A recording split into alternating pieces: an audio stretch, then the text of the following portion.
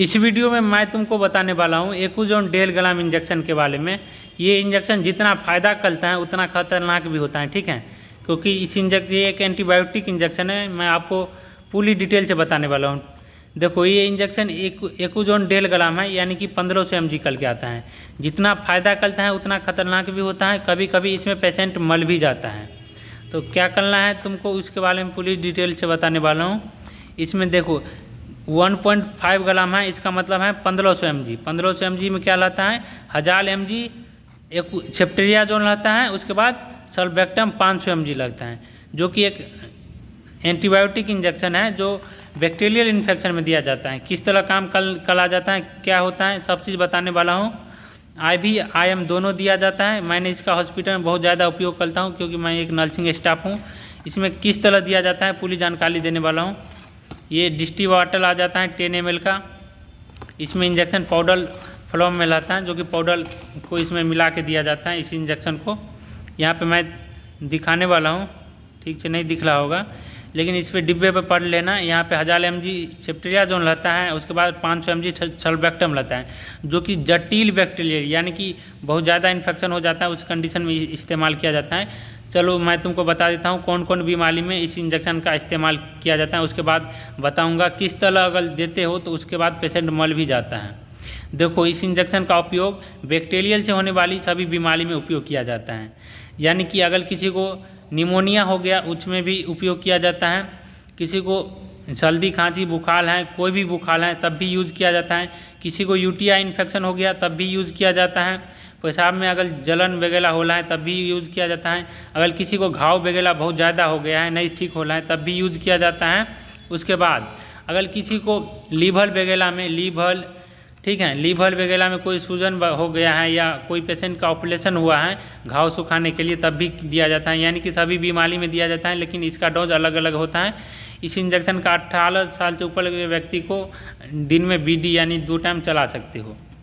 इस इंजेक्शन की प्राइस की बात कर ली जाए तो ये आपको 241 रुपये इसका प्राइस है। मार्केट में तुमको 150 रुपये के आसपास डिस्काउंट करके मिल जाएगा, ठीक है, होलसेलर रेट में।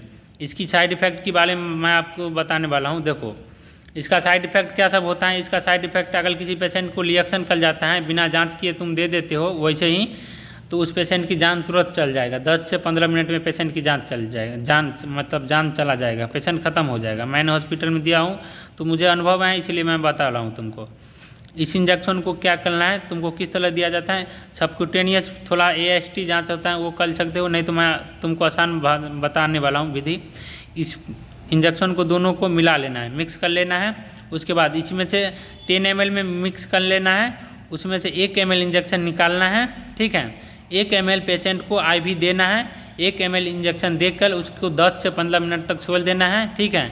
उसके बाद पेशेंट से पूछना है कोई प्रकार की दिक्कत तो नहीं हुआ इंजेक्शन देने के बाद, लाल लाल चकत्ते तो नहीं आए। अगर कोई भी दिक्कत नहीं होता है तब तुम इस इंजेक्शन को डायरेक्ट IV स्लो दे सकते हो। अगर 1 ml देने के बाद पेशेंट को 10 मिनट के अंदर में कोई दिक्कत होता है तो बाकी के 9 ml इंजेक्शन तुमको नहीं देना है, ठीक है। अगर डॉक्टर लिखता है तब भी, डॉक्टर हॉस्पिटल में लिखता है तो जांच करने के बाद ही दिया जाता है, क्योंकि अगर सभी पेशेंट अलग अलग होता है, रिएक्शन करने के बाद पेशेंट की जान तुरंत चल जाता है, सांस लेने में दिक्कत होता है, BP TP बैठ जाता है। इसका यूजेज जान गए हो, साइड इफ़ेक्ट जान गए हो।